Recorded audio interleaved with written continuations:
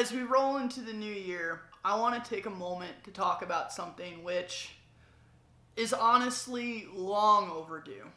Something I've talked about in depth with a lot of people in and out of the industry, athletes, sponsored paddlers, boaters, and a lot of us privately agree that it's something that needs to be said, but especially on an industry level, on a sponsored athlete level, no one wants to put themselves out to be hammered down for saying it. But someone's got to step up. So let's eat our vegetables together. About a decade ago, the word dirtbag just got mainlined into the whitewater culture. Previously it was kind of an open secret that to be a pro boater, to live the kayaking lifestyle meant sacrifices. And we talked about it differently, in the same way that we didn't really talk about fear and put a brave face on all the time. And now we kind of openly talk about being scared. Around then, we started talking about dirtbagging and what it took to sacrifice to pursue our dreams on the river, and how that impacted our life on the road and off the river. Now, in adopting this word, what we meant to say was that we're so in love with this sport, with what we do here, that we're willing to make these sacrifices and would do it again. What got misconstrued about it was the implication of the lifestyle, and what became cool out of it, I think, really spiraled out of control. So now, 10 years later, dirtbag, I think, has run its course. I think we're at the death of hippie phase. And the reason is because it has had a devastating effect from end to end, from the industry to our volunteer organizations to our race organizers, festival organizers. So let's take a look at it from a couple different perspectives. I happen to have my fingers in a lot of pots up here, and I'm willing to discuss a little bit about what we're doing as a community and why it's starting to have an absolutely devastating effect on us.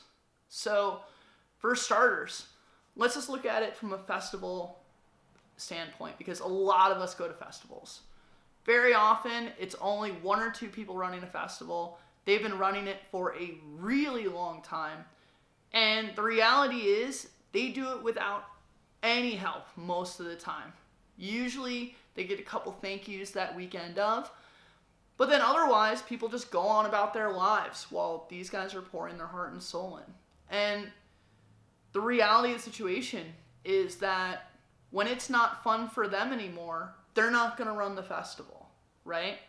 So in a perfect world where there's a status quo, they'll do it forever.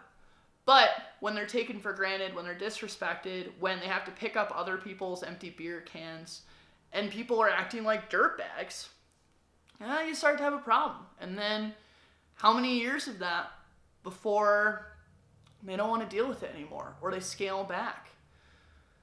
So, for maybe we need to look at, for all of the festivals and races that we're going to, we need to dedicate to volunteering at one out of 10. Maybe more. Let's look at it from an industry standpoint. Pick something that's 10 years old and go paddle it for a day. Can't tell me that boat that you're paddling now isn't better than a Nomad 8.5 or a Hefe, right? They were good boats, but man, what we have now is way better, right?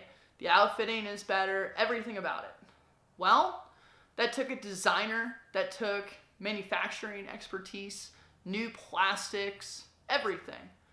And all of those things are more expensive now than they were 10 years ago. If for no other reason than paying the engineers and technicians has gotten more expensive. Cost of life has gone up. and the material cost has gone up. So, well, what that means is if we're paying around the same amount, those boat companies are losing money. We like to pretend like everyone's fat cats making, bank off of the backs of these dirtbags. No. Sometimes I'm amazed they're in business at all. Same goes for the retailers. I could sit here and list off, I'll put up on the screen, a list of all the companies that have either scaled out of Whitewater or closed completely. Well, for every one of those, there's countless numbers of retailers that are gone, right? How many stores did there used to be that carried this stuff that are just out of it? And I'll tell you, as someone who does ordering for a major shop in Whitewater and looks behind the curtain and sees the books, the average paddler has no idea the tiny margins they're running on. So, hey, I'm a millennial. I feel the socio-economic crunch. I understand completely the cost of living, but trust me when I say that when you go in and you beat up a retailer or you undercut them, there's a cost that you're not seeing to why the boat is that price. And you taking your business away from them is having direct implications on your paddling experience. Without that retailer, you're not going to get demos. You're not going to see stuff in person. You're not going to have local athletes. You're not going to have as many incoming paddlers because they're often the first point of contact where they go and learn how to plug into the community and get their first kit. And event organizers aren't going to have someone to talk to about getting swag giveaways and sponsorships and all of those things that make the races and festivals that you go to happen. If we look at AW, the last figures I heard is they have like 5,000 or less active dues paying members. So that membership's like $35 a year or something, right? What's that, a bar tab? Dinner out, something like that? Well, at 5,000 members, that's about how many people went to Golly Fest. So, I know like 2 or 3 people in my friend group that went down to Golly Fest on a given year. Sometimes I'll know as many as 10 out of my friend group here that go to Golly Fest. Well, out of all the people that I'm paddling with, if somewhere between 3 and 10 are actual dues paying AW members, that's awful. Why aren't we doing that bare minimum? This is the group that supports us. They make sure that we have access to rivers. When we have a problem, they have our back. They're securing the releases that we rely on. How come we're not doing that basic little thing? And really, it would be one thing if paddling was unique and alone. But we're not. There are plenty of other extreme sports that have wrapped themselves around this dirtbag culture thing like a warm blanket. From ski bums, climbing bums, mountain biking, all of it. There are other groups out there where it's not unusual to pay a ton of money for lift tickets, for mountain bikes, for new skis, all of this stuff. And for some reason, whitewater kayaking is always just the redheaded stepchild. And I don't know if it's because the industry has allowed itself to become that way, or, what it is that we did as a community. But I can tell you with confidence that list that I put up earlier, it's going to get longer. And I can tell you with absolute certainty that without supporting local community organizers, we're going to have less races and festivals. Because everything that we take for granted leaves us in the end. And right now, we're taking a lot for granted.